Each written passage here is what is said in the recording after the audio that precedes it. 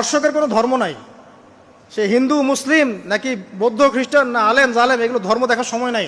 আল্লাহ পাক বলেছেন তার রাসূলের মাধ্যমে ধর্ষণ হলেই প্রকাশ্যে মৃত্যুদণ্ড দিয়ে দিবে, যেই হোক সে যেই হোক না, ওর কোনো ধর্ম নাই। সে একজন আলেম দাড়িওয়ালা মানুষও যদি হয় তাকেও এই কাজ করতে হবে। তো চোরের কোনো ধর্ম আছে? ডাকাতের কোনো ধর্ম আছে? তো মিডিয়া আবার টেকনিক্যালি দেখবেন ওইটাকে হাইলাইট করবে বেশি, বিকজ এখানে একটা সুযোগ আছে ইসলামকে ডমিনেট করার জন্য। তবে এখানে একটা বিষয় ক্লিয়ার করতে হবে যে পাপী যেই করুক তাকেই শাস্তির আওতায় আনতে হবে। আল্লাহ পাক তৌফিক এনায়েত করুন বোঝার। এখন এমন একটা সময় চলছে বাচ্চারাও এগুলো থেকে নিরাপদ না।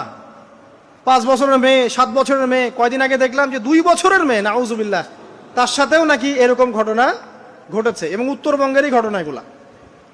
আর এগুলো শহরের চেয়ে এখন গ্রামে বেশি হচ্ছে। কারণ কি জানেন, গ্রামে তো আগে মানুষ এই উন্মুক্ত পোশাক আশাক দেখতো না খুব বেশি।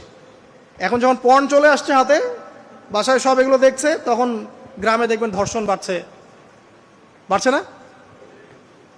এটা নিয়ে আমি আলাদা লেকচার দিয়েছি যে কতগুলো ধর্ষণ হয়েছে এই পর্যন্ত। এই বছরই লাস্ট এই বছরই দেখবেন রিপোর্টেড 1337টা রেপের ঘটনা ঘটেছে এই বাংলাদেশেই। অ্যালার্মিং বিষয়। আর আমেরিকাতে প্রতি 6 জনে একজন রেপ হয়, আর রেপের রাজধানী হচ্ছে সাউথ আফ্রিকা, ওখানে প্রতি 3 জনে একজন রেপ হয়। তো এগুলো কিভাবে হচ্ছে? Only because of pornography. এটা যদি এখনো বন্ধ করতে না পারা যায়, আগামী ভবিষ্যৎ খুব খারাপ হবে। যেখানে সেখানে মানুষ জেনা করবে, যাকে তাকে রেপ করবে, দেখে নিয়েন। বিকজ এটা ভিতর থেকে মানুষকে পশু বানিয়ে দিচ্ছে। আমরা জানি এর পিছনে একটা বড় ইন্ডাস্ট্রি কাজ করে, যারা সারা বিশ্বে প্রায় $98 বিলিয়ন ব্যবসা করে পর্ন দিয়ে। শুধু আমেরিকায় ব্যবসা করে $12 বিলিয়ন সারা বিশ্বে। $12 বিলিয়ন বোঝেন? $1 বিলিয়ন কত কোটি বোঝেন? $100 কোটি। তো বিশাল একটা ইন্ডাস্ট্রি আছে, এর পিছনে টাকা কাজ করে, টাকা, অনলি টাকা।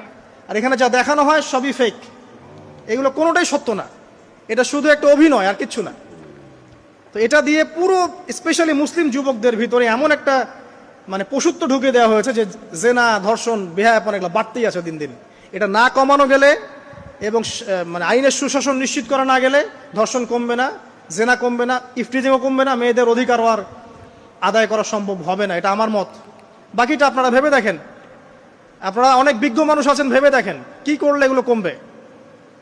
যদি না ভাবি, আল্লাহ পাক কি করবেন জানেন? একটা হাদিস বলি খালি। জাইনাব বিনতে জাহাশ রাদিয়াল্লাহু আনহা তিনি বলছেন, ইয়া রাসূলুল্লাহ সাল্লাল্লাহু আলাইহি ওয়াসাল্লাম, আনুহলিকু ওয়া ফিনা সালিহুন, আমাদের মধ্যে সৎ লোক থাকা অবস্থাতেও কি আমরা ধ্বংস হয়ে যাব? আমাদের মধ্যে সৎ যে অনেক ব্যক্তি আছে তারা থাকলেও কি আমরা ধ্বংস হয়ে যাব? নবীজি বলছেন, নাম, হ্যাঁ তোমরা ধ্বংস হবে। ইযা কাসরাতিল